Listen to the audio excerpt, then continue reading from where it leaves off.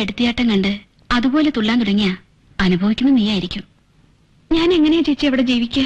ഇനി അതൊന്നും പറഞ്ഞിട്ട് കാര്യമില്ല. ആട്ടെ, കണ്ണന്റെ അമ്മ എങ്ങനെയാ? കണ്ണനോ? അറിയില്ല. നിനക്കറിയാണ്ട് അറിഞ്ഞിട്ടെന്താ? ഒരു കാര്യം ചോദിച്ചോട്ടെ, കണ്ണന് വേറൻ രാകേഷിനെ പോലെ ഒരു വെൽ ക്വാളിഫൈഡ് സുന്ദരനാണെങ്കിൽ നീ അഡ്ജസ്റ്റ് ചെയ്തു പോവില്ലേ? അതിപ്പോ എല്ലാം നമ്മുടെ പ്രതീക്ഷയ്ക്കൊത്ത് കിട്ടിയെന്ന് വരൂല്ല.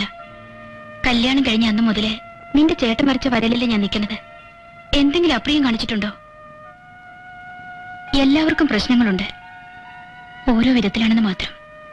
നീ ആദ്യം മനസ്സുകൊണ്ടൊരു തീരുമാനം എടുക്കുക.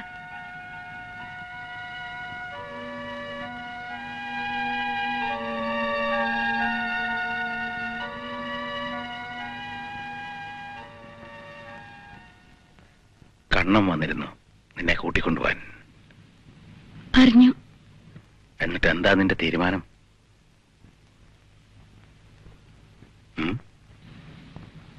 എനിക്കവിടെ കഴിയാൻ പറ്റില്ല അച്ഛാ.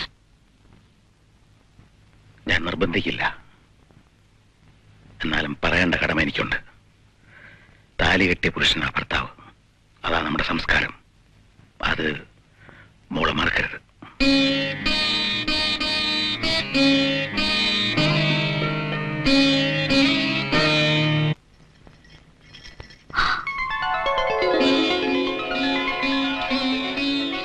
അമ്മേ, ചേച്ചി വരുന്നു. വരൂ ചേച്ചി, വരൂ. മോള് വന്നോ?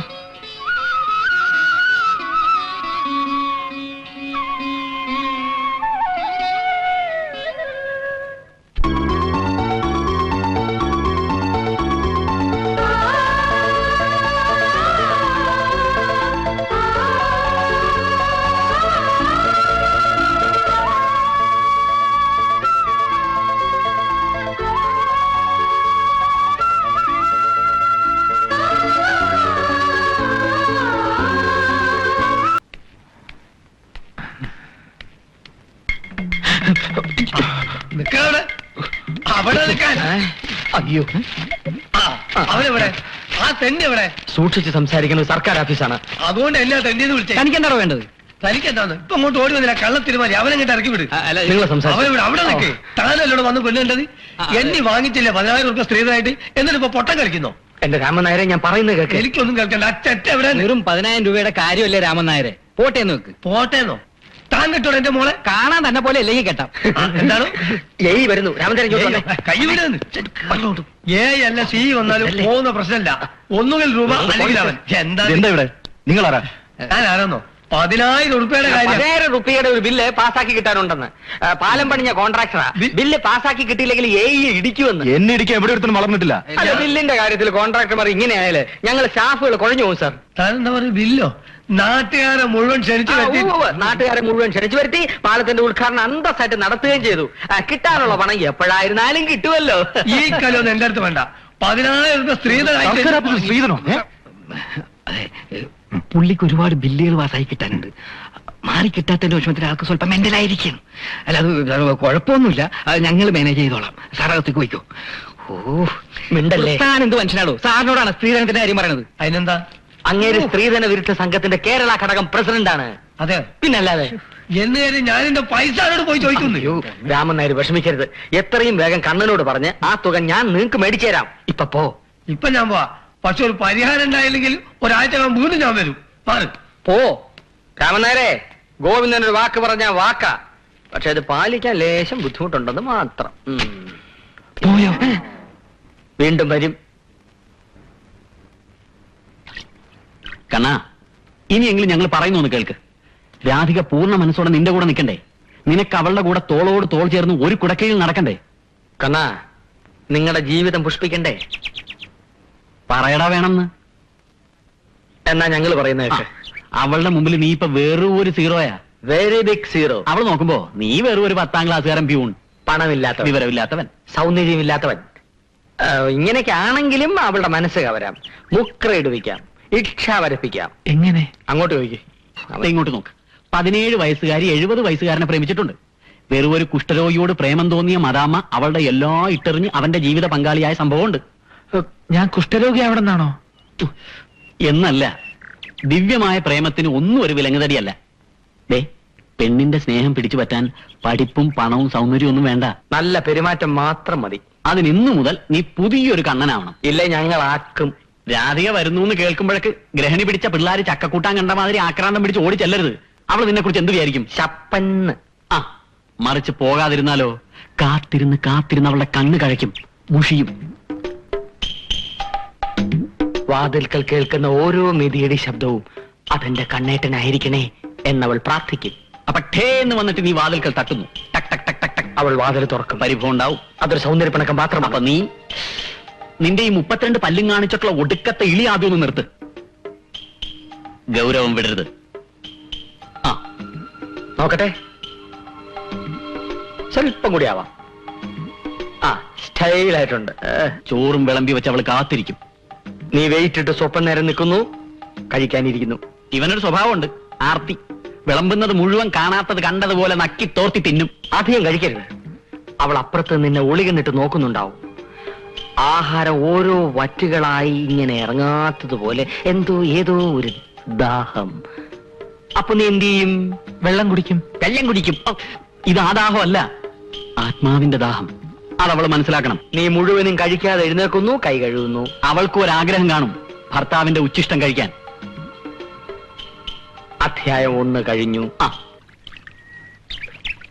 അധ്യായം 2, ആദ്യ രാത്രി. നിന്റെ വിവരക്കേട് കൊണ്ട് നിന്റെ ആദ്യ രാത്രി നീ കുളവാക്കി. ഇന്നാണ് നിന്റെ യഥാർത്ഥ ആദ്യ രാത്രി. നീ മണിയറയിൽ കാത്തിരിക്കുന്നു. അവൾ മന്ദം മന്ദം നടന്നു വരുന്നു. അരയന്നത്തെ പോലെ വ്രീളാവതിയായി. എന്താ? എവിടെ ഇങ്ങനൊന്നും പറഞ്ഞ് ഇവന് മനസ്സിലാവൂലെന്ന്. നീ നോക്ക്, ഞാൻ നീ ഗോവിന്ദട്ടൻ രാധിക. ഞാൻ കണ്ണൻ, നീ രാധിക. അല്ലല്ല, ഇക്കാര്യത്തിൽ പ്രാക്ടിക്കൽ എക്സ്പീരിയൻസ് എനിക്കാണ്. എനിക്ക് പിള്ളേർ 2. അപ്പൊ ശരി, ഞാൻ രാധിക. ഇങ്ങോട്ടുണ്ട്. ഞാനാണ് നീ. ശ്രദ്ധിച്ചു നോക്കണം. എങ്ങനെ തുടങ്ങണമെന്ന് എനിക്കറിയില്ല. രാധേ, ഞാൻ എങ്ങനെ വിളിച്ചോട്ടെ? മൗനം. വിവാഹത്തെ കുറിച്ച് എനിക്ക് വലിയ സങ്കല്പങ്ങളൊന്നും ഇല്ലായിരുന്നു. കൂട്ടുകാരൊക്കെ കാമുകിമാരെ കുറിച്ച് പറയുമ്പോ ഞാൻ ഓർക്കും, ആരായിരിക്കും എന്റെ ജീവിതത്തിൽ വെളിച്ചം വീശുന്നതെന്ന്. ഒരു സുന്ദര ശില്പം ഞാൻ എന്റെ മനസ്സിൽ കൊണ്ടുനടന്നു. മാർബിളിൽ കൊത്തിയ രാധയുടെ ശില്പം. ആ രാധയെ ഞാൻ വിവാഹ മണ്ഡപത്തിൽ വെച്ച് കണ്ടു. അതെ, ആ മാർബിൾ രാധയാണ് നീ. ഇഷ്ടപ്പെട്ടോ? കൊള്ളാം. എവിടുന്ന് കിട്ടിയതൊക്കെ? ഒരു പഴയ നാടകത്തിൽ നിന്ന്. ഇങ്ങോട്ട് നോക്ക്. ഇതൊക്കെ കേട്ട് ഞാനിങ്ങനെ വികാര തരളിതയായിട്ട് നിൽക്കും. രാധയെന്ന് വിളിക്കും. രാധേ, കുറച്ചുകൂടെ ഉറക്കം വിളിക്കേ. രാധയെ എന്നെന്നും എന്റെ കണ്ണേട്ടാ കെട്ടിപ്പിടിക്കേ. ഇതൊരു പൂ പോലെ എന്നെ കോരിയെടുക്ക്. ഇതെന്ത് പൂ തന്നെ പോലുണ്ട്.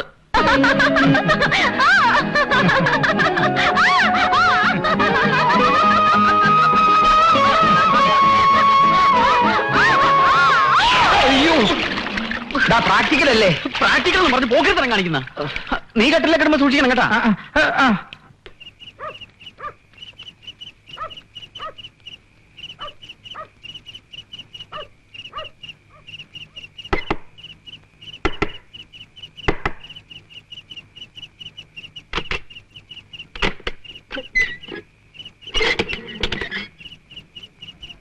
നീ ഇതുവരെ എവിടെയായിരുന്നു?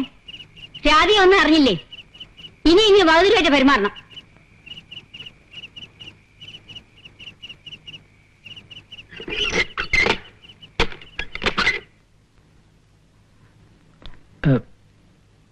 എങ്ങനെ തുടങ്ങണമെന്ന് എനിക്കറിയില്ല. വിവാഹത്തെക്കുറിച്ച് എനിക്ക് വലിയ സങ്കല്പങ്ങളൊന്നും ഇല്ലായിരുന്നു. കൂട്ടുകാരൊക്കെ അവരുടെ കാമുകിമാരെ കുറിച്ച് പറയുമ്പോ മാർബിൾ രാധയാണ് നീ.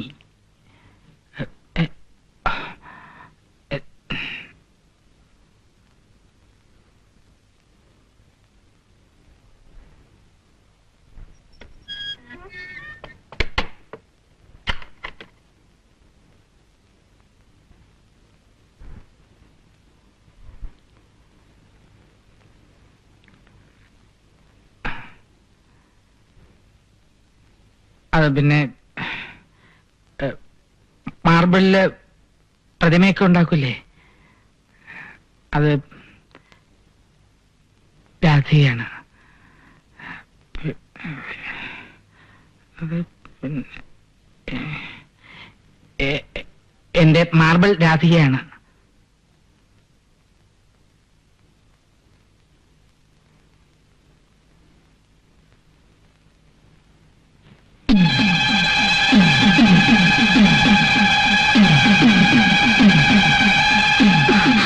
തൊട്ടുപോലെ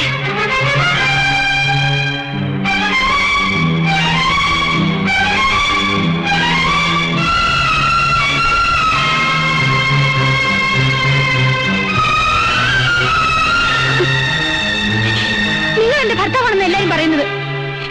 താലി കെട്ടിപ്പോയില്ലേ? മറുത്തു പറയാൻ ധൈര്യമില്ലാത്തത് കൊണ്ടാ നിങ്ങളുടെ ഭാര്യയായിട്ട് ഇങ്ങനെ.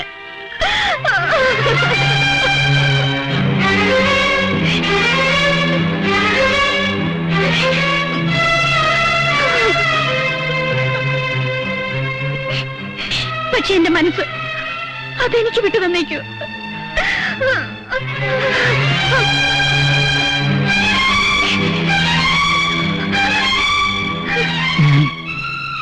രാധി എന്തുമാത്രം സ്നേഹിക്കുന്നുണ്ടെന്ന് നിങ്ങളുടെ സ്നേഹം ഒരു കോമാളിത്തരമായിട്ട് എനിക്ക് തോന്നിയിട്ടുള്ളൂ. എന്റെ ഭർത്താവ് ഒരു കോമാളിയാവുന്ന എനിക്കിഷ്ടമല്ല.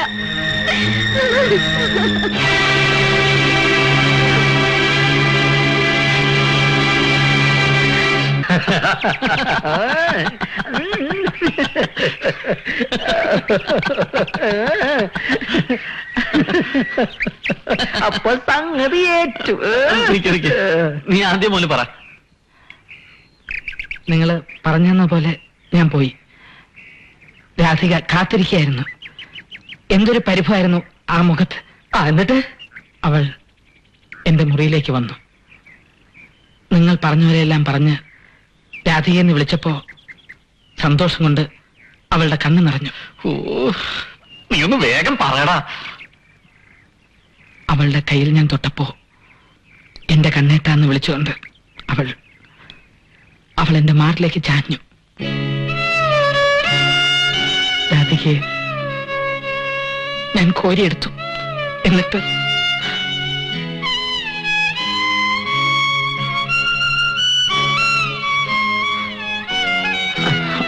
കണ്ണ കണ്ണ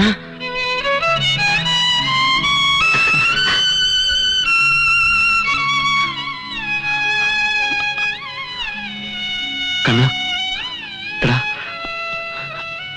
സാരമില്ലടാ.